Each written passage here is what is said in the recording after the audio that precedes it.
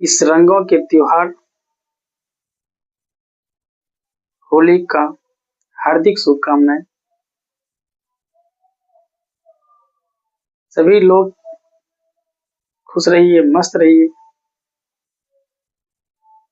और अपने मेहनत में व्यस्त रहिए। मेहनत की जो होली होती है, उस होली का रंग पूरे जीवन नहीं उतरता है। इसलिए निरंतर प्रयास करना चाहिए, मेहनत करना चाहिए और एक न एक दिन मेहनत रंग जरूर लाती है। आइए आज हम लोग ज्योग्राफी का एक छोटा सा टॉपिक है, भूकंप के बारे में हम लोग पढ़ेंगे। भूकंप क्या होती है? तो भूकंप जो है वो एक प्राकृतिक आपदा है जो हमारे भूमि के अंदर से जो गैसें निकलती है, जो एनर्जी निकलती है, उसके कारण कंपन उत्पन्न होता है और वही कंपन भूकंप का रूप ले लेती है। यह एक ऐसी घटना है जो पूर्व अनुमान नहीं लगा सकते हैं और अभी तक वैज्ञानिक ने इन पे कोई शोध नहीं किए हैं।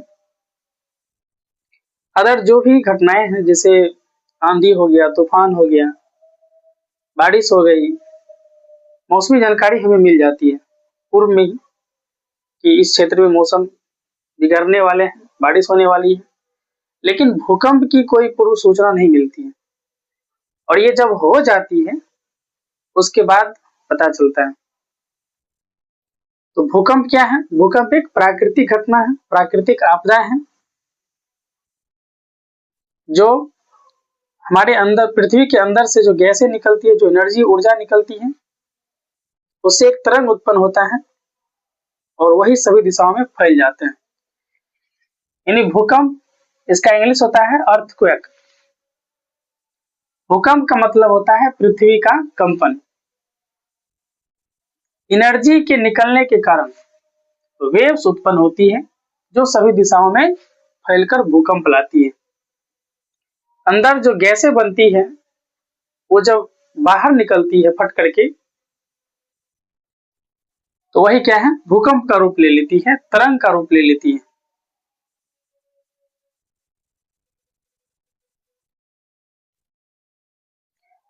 जिस स्थान पे भूकंप की उत्पत्ति होती है उसको कहते हैं फोकस, यानी उद्गम केंद्र। पृथ्वी के अंदर जिस स्थान पर भूकंप क्रिएट हुआ, कंपन शुरुआत शुरू होती है, उसको कहते हैं उद्गम केंद्र। और धरातल, पृथ्वी के धरातल के ऊपर जो सबसे पहले जो आती है जिस बिंदु पे, उसको कहते हैं अधिक केंद्र, ईपी सेंटर उसको बोला जाता है। यहाँ जहां उत्पन्न होती है उसको कहते हैं फोकस और धरातल के ऊपर जो पहली बार जिस बिंदु को टच करता है उसको ईपी सेंटर कहते हैं, अधिक केंद्र कहते हैं। और यहाँ आने के बाद भूकंप जो है फैल जाती है। तो भूकंप की जो तरंगे होती है, जो वेव्स होती है, वो तीन तरह के होते हैं। एक होता है पी तरंग, जिसको प्राथमिक तरंग कहेंगे, प्राइमरी वेव्स कहते हैं। एक होता है एस तरंग, सेकेंडरी वेव्स, द्वितीयक तरंग। और एक होता है धरातलीय तरंग। प्राथमिक तरंग को अनुदैर्ध्य तरंग भी कहते हैं। द्वितीयक तरंग को अनुप्रस्थ तरंग कहा जाता है। धरातल पर सर्वप्रथम आने वाली तरंग कौन सा है? प्राथमिक तरंग। यानी सर्वप्रथम धरातल पर कौन सा तरंग आती है? प्राथमिक तरंग आती है। प्राथमिक तरंग ध्वनि तरंग के जैसे काम करती है। जैसे ध्वनि तरंग क्या है? अनुप्रस्थ तरंग। तो प्राथमिक तरंग भी क्या है? अनुप्रस्थ तरंग भी है। इसकी खास बात है कि ये तीनों माध्यम में गुजरती है, ये तीनों माध्यम से गुजरती है। तीन माध्यम क्या हुआ? ठोस, द्रव और गैस। प्राथमिक तरंग तीनों माध्यम से गुजरती है और प्राथमिक तरंग में जो कंपन उत्पन्न होती है वो कंपन तरंग के समांतर होती है।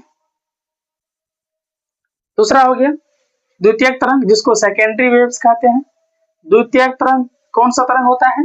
अनुप्रस्थ तरंग होता है। कुछ समय बाद धरातल पर ही पहुंचती है। सबसे पहले कौन सा तरंग? प्राइमरी तरंग, उसके बाद सेकेंडरी तरंग। इसकी खास बात है कि केवल ठोस माध्यम से गुजरती है और इसी विशेषता ने वैज्ञानिक को भूगर्भीय संरचना समझने में मदद की। पृथ्वी के अंदर की संरचना को जानने के लिए पृथ्वी को वैज्ञानिक को समझने में सबसे पहले मदद किस तरंग के द्वारा मिला? एस तरंग के द्वारा, सेकेंडरी तरंग के द्वारा, द्वितीयक तरंग के द्वारा। और द्वितीयक तरंग को ही क्या कहते हैं? अनुप्रस्थ तरंग कहते हैं। द्वितीयक तरंग से जो कंपन उत्पन्न होती है वो कंपन तरंग के लंबवत होते हैं। इस चीज को ध्यान रखेंगे। प्राथमिक तरंग में जो कंपन उत्पन्न होती है उसका कंपन तरंग के समांतर होता है और द्वितीयक तरंग जो होता है, सेकेंडरी वेव्स जो होता है, उससे जो कंपन उत्पन्न होती है उसका कंपन तरंग के लंबवत होता है। इसमें उभार और गर्त का निर्माण होता है। इस तरह से रिंग और गर्त जो कहते हैं ये अनुप्रस्थ तरंग में होता है। तीसरा हो गया धरातल तरंग। देखिए ये बहुत खतरनाक तरंग होता है, सबसे ज्यादा विनाशकारी तरंग है ये जो वेव्स है ये पी प्राइमरी का है, ये सेकेंडरी का हो गया और ये हो गया आपको धरातलीय तरंग का। और यह अंत में धरातल पर अभिलेखित होती है। मतलब हम लोग जो रिकॉर्ड करते हैं रिक्टर स्केल के माध्यम से, सिस्मोग्राफिक यंत्र के द्वारा जो धरातल पे मापते हैं भूकंप को, वो इसी को मापते हैं, धरातलीय तरंग को ही मापा जाता है। इसी से पता चलता है भूकंप की तीव्रता और यह सर्वाधिक विनाशकारी होती है। इनसे शैल विस्थापित होती है और इमारतें गिर जाती है। मतलब इमारतें हो गया, भवन हो गया, पर्वत पठार हो गया, वो फटता है। इनसे शैल क्या होती है? विस्थापित होती है, क्रैक कर जाता है। और जो घर द्वार है, जो इमारतें हैं, वो क्या होती हैं? वो गिर जाती है। मतलब ये हो गया आपको विनाशकारी भूकंप।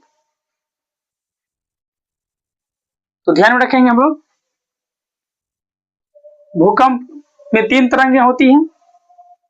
एक होता है पी तरंग, दूसरा एस तरंग और एक होता है धरातलीय तरंग। ये सबसे ज्यादा विनाशकारी होते हैं। इसका आयाम सबसे ज्यादा होता है और इन दोनों का आयाम इनसे छोटा होता है। इसका आयाम जो है सेकेंडरी का छोटा होता है प्राइमरी से, और सबसे बड़ा आयाम होता है धरातलीय तरंग का। सबसे ज्यादा विनाशकारी भी होता है धरातलीय तरंग होता है, जिससे इमारतें गिर जाती है। तो ध्यान में रखेंगे हम लोग, जहां पे भूकंप की उत्पत्ति होती है उसको फोकस या उद्गम केंद्र कहते हैं। धरातल पर सबसे पहले जिस बिंदु पर भूकंप आती है उसको अधिकेंद्र या एपिसेंटर कहा जाता है। भूकंप मापने वाले यंत्र को सिस्मोग्राफ कहा जाता है। भूकंप मापने का यंत्र जो होता है उसको क्या कहते हैं? सिस्मोग्राफ। और उस यंत्र के द्वारा जो उसकी तीव्रता का मापन हम लोग करते हैं वो किस स्केल पे करते हैं? तो रिक्टर स्केल पे। रिक्टर स्केल पे भूकंप की तीव्रता को मापा जाता है। और भूकंप को किस यंत्र से मापते हैं हम लोग? सिस्मोग्राफ से मापा जाता है। और मापने का जो स्केल है उसको कहते हैं रिक्टर स्केल। इस चीज को ध्यान रखेंगे। यंत्र हो गया सिस्मोग्राफ, स्केल हो गया रिक्टर स्केल, और इसकी जो तीव्रता होती है वो 0 से 10 होती है। यानी 7 से ऊपर अगर तीव्रता बढ़ गई तो वो अत्यंत विनाशकारी हो जाता है। इस चीज को हम लोग ध्यान रखेंगे। छोटा सा टॉपिक है भूकंप का और बहुत ही इंपॉर्टेंट है, एग्जाम में ज्यादातर इससे पूछा जाता है। ऐसे पूछेंगे कि प्राथमिक तरंग निम्नलिखित में से कौन सा तरंग है? अनुदैर्घ्य तरंग है या अनुप्रस्थ तरंग है? तो अनुदैर्घ्य तरंग है। द्वितीयक तरंग कौन सा तरंग है? अनुप्रस्थ तरंग है या अनुदैर्घ्य तरंग है? या अनुप्रस्थ तरंग है। सबसे विनाशकारी तरंग कौन सा है? तो धरातलीय तरंग है। तीनों माध्यम में चलने वाली तरंग कौन सी है? तो प्राथमिक तरंग है जो तीनों माध्यम से गुजरती है। किस तरंग में कंपन जो है तरंग के समांतर होते हैं? तो प्राथमिक तरंग में होते हैं। किस तरंग में कंपन जो है वो लंबवत होते हैं तो द्वितीयक तरंग में होता है, सेकेंडरी वेव्स में होता है। उभार और गर्त का निर्माण कौन सा तरंग करता है? द्वितीयक तरंग करता है। किस तरंग, भूकंप के किस तरंग से इमारतें गिर जाती हैं? तो धरातलीय तरंग से। इन सब चीजों को ध्यान रखेंगे।